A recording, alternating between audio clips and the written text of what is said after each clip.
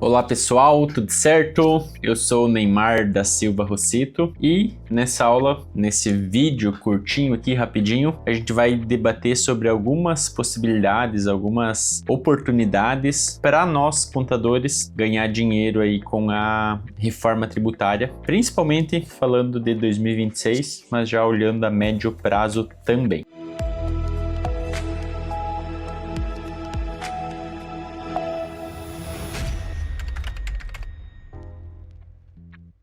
Antes de iniciar, quero falar sobre a pós da reforma tributária aqui da contabilidade facilitada, que para nós, para se atualizar de todas essas mudanças que estão acontecendo, cada semana é uma lei nova, uma redução nova, uma reforma nova que está saindo. Então, a pós de reforma tributária serve justamente para a gente estar a par e acompanhar todas as mudanças. E a contabilidade facilitada lançou o produto. Eu tenho a felicidade de ser um dos professores do quadro de professores também da pós-graduação. Então, estão todos convidados aí para conferir. Certamente, o maior investimento que a gente faz é o investimento em nós mesmos, na nossa educação principalmente, né? Então, fica a dica. Indo para a apresentação de hoje, afinal a gente tem bastante conteúdo para falar. Vou pular a minha apresentação, mas fica aí no material como apoio. Vamos entrar o que interessa. Gosto de falar, para a gente começar, vamos começar um pouquinho se fazer trazer todo mundo ao mesmo degrau, algumas considerações, né? Então a gente está hoje aqui no início da reforma tributária, no ano teste da reforma tributária, em 2026 até 2027. Até então a gente não tem a obrigatoriedade do recolhimento dessas alíquotas teste. Existia uma previsão para incidir cobrança dessas alíquotas de teste aqui para quem não cumprir as obrigações acessórias, mas o próprio comitê gestor do IBS, junto com a Receita Federal, publicaram um ato conjunto número 1 de 2025, prevendo a não aplicação das penalidades por quem não cumprir as obrigações acessórias, enquanto a gente não tiver o regulamento do IBS e da CBS publicados. Então só vai de fato existir eventual cobrança por quem não cumprir com as obrigações acessórias, eventual cobrança dessas alíquotas teste, a partir do quarto mês após a publicação desses regulamentos. Então, por enquanto, existe a obrigação na Lei Complementar 214, mas a penalidade que caberia aí a quem não cumprisse com as obrigações acessórias, até o momento está suspensa, né? Isso quer dizer que não precisa se preocupar, que a reforma tributária foi postergada, que não pode ser deixado para depois? Nada disso. Até porque a gente tem vários caminhos aí, várias frentes diferentes que estão andando já por conta da reforma tributária. Então, questão de documentação, nota técnica de NFE, obrigação acessória, DERE, que é uma obrigação acessória nova que está para ser lançada também. Junto com isso, outras reformas, outras alterações, né? Então, o fato é, por enquanto a previsão que a gente tem é, a partir de 2027, janeiro, os documentos, as notas fiscais vão passar a exigir essas informações, até porque em 2027 não teremos mais PIS e COFINS, não teremos mais IPI, a não ser para produtos produzidos na Zona Franca de Manaus, mas de resto já é uma grande revolução e já para 2027, que daqui a pouco já está na nossa porta, né? Já estamos no dia 62 de janeiro, é isso, né? 62, 63, daqui a pouco acaba janeiro e quando a gente pisca já é 2027. Então fica essa ciência de que logo os documentos fiscais vão exigir e a própria lei complementar já exige o preenchimento das informações de IBS, CBS, C-Class-Trib, alíquotas teste e tudo mais. 2026 aqui teremos então toda essa mudança, último despedida do PIS e da COFINS. Vai deixar saudade? Às vezes, alguma, né? Às vezes a gente, aquele incômodo, aquela dúvida, aquele contencioso que o PIS e COFINS gera, às vezes a gente vai olhar para trás e sentir saudade, né? Nossa, como era bom entrar em cada regra de crédito, insumo e compra e energia e regra diferente de ICMS, regra diferente do lucro presumido para o lucro real. Será que vai deixar saudade? Não sei. Mas, fato é, teremos outro cenário a partir de 2027, né? Dito isso, outra situação que a gente está aí no meio de todas as alterações, esse terremoto de reformas, né? A própria reforma da renda. renda. Então, a gente viu reforma do consumo e reforma da renda a gente também está tendo.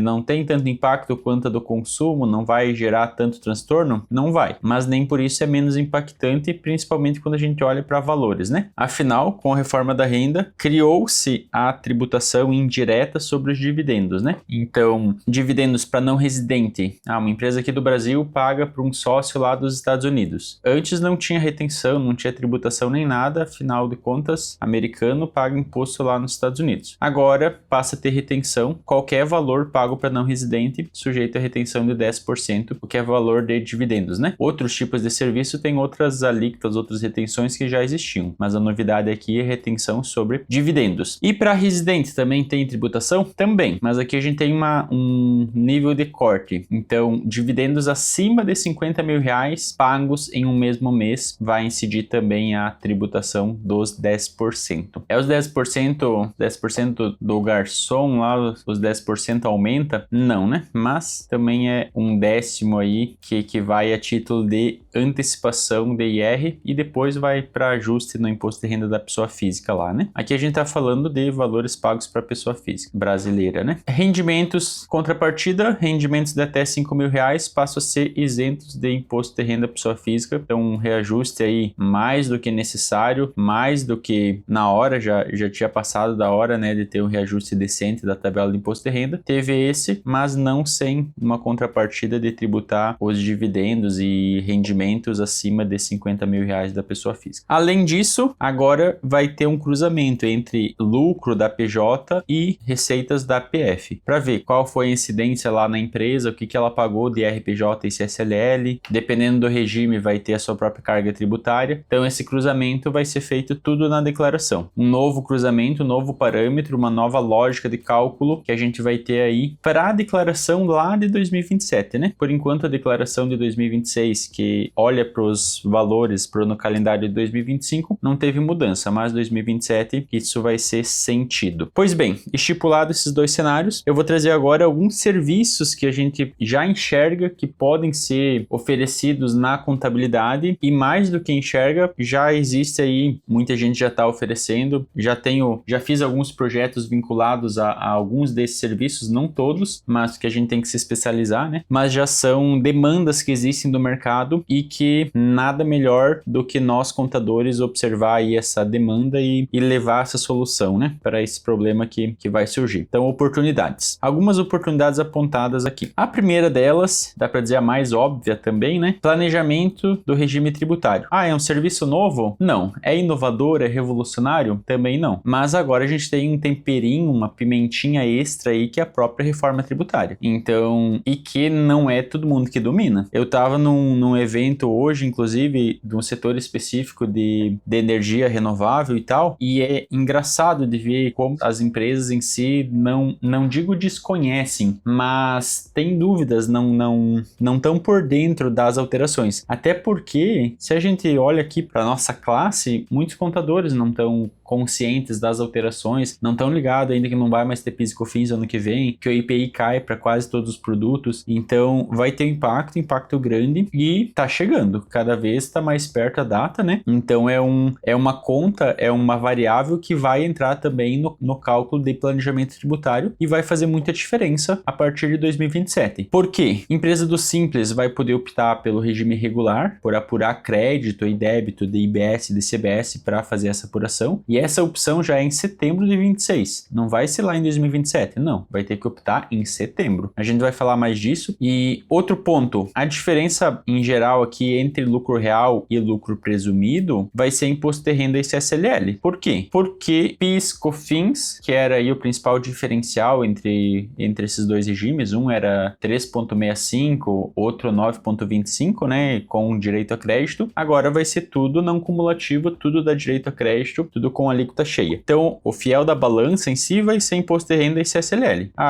Vai valer mais tributar pela presunção do lucro presumido ou apurar o lucro de fato verdadeiro, lucro real, e tributar essa margem de lucro. Considerando, inclusive, uma outra pimentinha que colocaram aqui no lucro presumido, do adicional de 10% na presunção do lucro presumido quando a receita do ano for maior que 5 milhões ou a receita do trimestre 1.200.000 250, né? Então tem mais esse novo ingrediente também na planejamento tributário, vai fazer diferença. E o pior de tudo é que isso daqui já é para 2026. Imposto de renda já a partir do primeiro trimestre, CSLL a partir do segundo. PIS e COFINS também. Ah, mas vai acabar PIS e COFINS em 2027? Vai. Mas até chegar a 2027 conseguiram alterar as legislações do PIS e COFINS para ter toda uma redução dos benefícios também em 2026 de 10%. Então não tá morto ainda, tá se mexendo e tá muito vivo, por sinal, né? Além disso, cálculo de PIS e COFINS sobre estoque. Então existe um crédito já definido na Lei Complementar 214 para aquelas mercadorias em estoque que a empresa comprou monofásico o produto ou comprou sujeito à substituição tributária e lá em 2027, quando for vender esses itens, vai tributar. Então, direito a crédito sobre o que ela tiver em estoque em 31 de dezembro de 26. PIS e COFINS sobre imobilizado de forma parecida. A gente tem o crédito de imobilizado parcelado sobre a depreciação ou sobre parcelas de PIS e COFINS, né? Até então. Em 2027, o crédito de CBS vai ser integral. Comprou, deu crédito, 100% pode aproveitar já. E os bens que comprou até 2026? Continua a mesma regra de parcelamento, sobre depreciação ou sobre parcelas, né? Sobre quantidade de parcelas. Por isso, as parcelas desses bens comprados até 2026 vão virar crédito presumido lá em 2027 para poder compensar com o CBS na nova regra tributária. E uma orientação final do Simples Nacional aqui, olhar principalmente aquelas empresas do Simples que vendem de PJ para PJ, né? B2B. Porque quem compra vai querer o crédito e se a empresa tiver no Simples Nacional por dentro do regime puro, digamos assim, mantendo o cálculo pelo anexo, sem calcular IBS e CBS por fora, vai perder aí uma competitividade em relação aos concorrentes, né? Alguns serviços, então, que a gente já desenha e já linka com isso que a gente está falando até agora. Implantação de rotina de nota fiscal de serviço eletrônica, por exemplo, ou aqui até nota fiscal eletrônica. Por quê? Nota fiscal, documento fiscal, é o coração da reforma tributária. O valor do IBS, o valor do CBS é a nota fiscal que vai alimentar para a apuração assistida quanto de crédito, quanto de débito a empresa tem. Por isso, é a parte principal. Ah, errou a nota fiscal? Vai errar a apuração depois. Não vai mais ter ajuste, corrigir lá no SPED, quando for entregar o SPED no fim do mês. Não. O próprio documento fiscal já vai carregar essas informações para o sistema nacional. Por isso, necessidade de configurar CLASTRIB, configurar as alíquotas 2026 TES, 2027 as oficiais, aplicar as reduções de cada setor. Afinal, não é pegar lá 0.1 e 0.9 e jogar para todos os itens, todos os serviços. Não, se o setor tem benefício,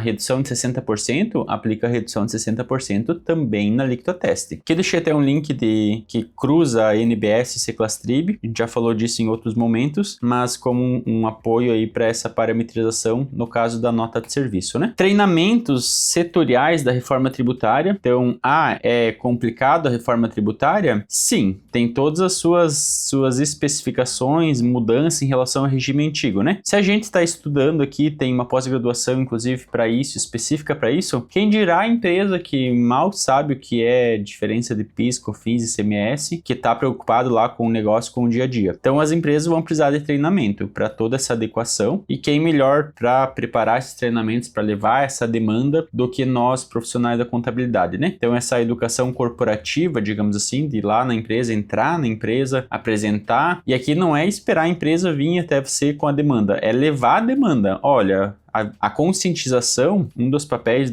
da nossa classe aqui é conscientizar a empresa das mudanças que ele tem, das situações que ele precisa passar a observar, né? Então, levar isso também como um treinamento. Olha, vamos fazer um treinamento aí da equipe aplicado para o setor da empresa, para os funcionários entenderem o que eles vão ter que parametrizar, o que eles vão precisar considerar a partir desse cenário de reformas. Então, esse seria um serviço. Outro serviço, declaração de saída definitiva do país. Por quê? O que tem a ver declaração de saída definitiva lá da pessoa física? Tem a ver que a gente está tendo uma movimentação de pessoas migrando para não residência, fazendo a não residência fiscal no Brasil para aplicar a residência fiscal em outros países. A exemplo, Paraguai, né? Então, toda essa crescente por conta da reforma da renda, por conta dessa movimentação tributária também, gera aí uma demanda de regularizar, entregar essas declarações, fazer esse acompanhamento, essa essa consultoria, essa assessoria para essas pessoas. Então, por isso, desse serviço aqui, um serviço que a gente vê crescente, com alto valor agregado, né? Que são pessoas mais organizadas, com patrimônio maior, baixa concorrência especializada e atendimento aí em geral remoto, né? Não precisa estar no local, no país. Não, oferece aí e passa a aplicar isso também, fazer os estudos e fazer a adequação desses novos não residentes, né? Outro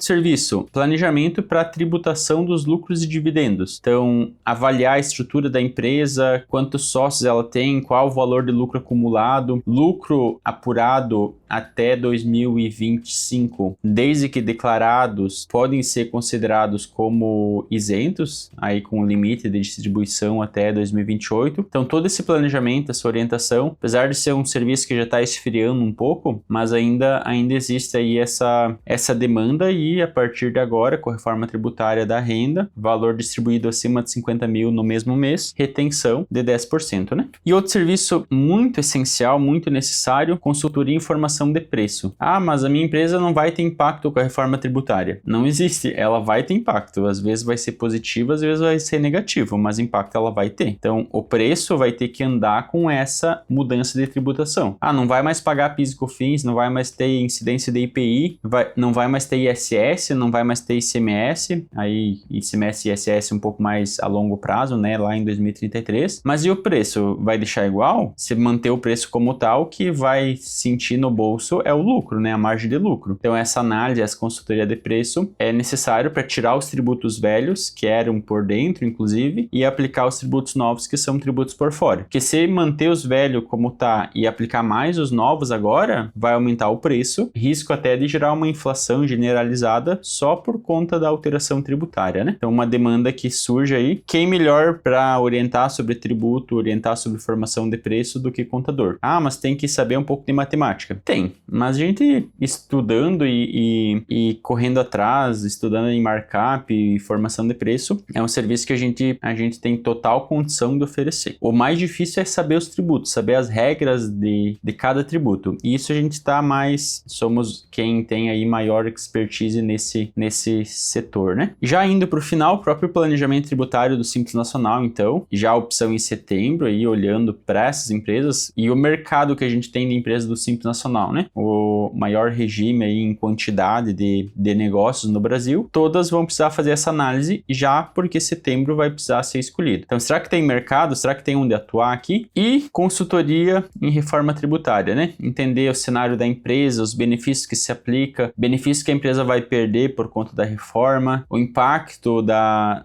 não tributação de IPI, da não tributação de PIS e COFINS, da migração, da não cumulatividade plena, como isso vai ser sentido na apuração tributária da empresa. Então, uma consultoria aí de forma geral, né, que envolve aí, agrupa todos os conceitos que a gente já trabalhou até então. Parametrização desses temas também, porque além de ter a consultoria, conhecer a empresa, dar treinamento, tem que parametrizar o sistema, né? Ah, mas o sistema já vai fazer sozinho. Eu já trabalhei em sistema. O sistema não vai pegar na mão do cliente e ir lá entrar no cadastro de produto e colocar as alíquotas, colocar a Seclastrib. Não, o sistema ele cria o campo, ele cria a estrutura. Mas quem conhece o produto que vende, o serviço que presta, as condições da empresa, é a empresa. Então, o sistema não entra nesse quesito. Ah, mas o meu sistema é diferente, é personalizado, vai lá e entra. Tudo bem, pode ter exceção. Mas a regra é de que sistema fornece a estrutura. Conhecer o produto, parametrizar, quem conhece o produto é a empresa, não é o sistema, né? O sistema tem zilhões de clientes, então cada empresa aí tem esse dever de casa de adequar. Ah, mas o empresário não sabe, então contrata um contador aí que conhece da legislação tributária para fazer essa parametrização, né? Entendido? Então, deixo aí o meu agradecimento. A aula foi um pouco corrida e a gente não consegue entrar em detalhes sobre todos os serviços, trazer um exemplo, um passo a passo aí, porque é material para mais de metro, né? Mas de toda forma, a intenção aqui era fazer um apanhado geral também, trazer esses insights aí para o dia a dia, para novas visões de mercado, novos serviços a serem oferecidos e estruturados dentro do mercado, e reforma tributária pós-graduação aqui da Contabilidade Facilitada, para acompanhar todas essas mudanças, entrar em mais detalhes sobre essas alterações e esses novos serviços, a forma de calcular, de oferecer, fazer, de aplicar. Fica aí a sugestão, né? No mais, agradeço novamente, bons estudos aí e vamos para cima que temos aí um mercado mexendo em evolução, em ebulição e com muitas oportunidades também, certamente. Até mais e tudo de bom.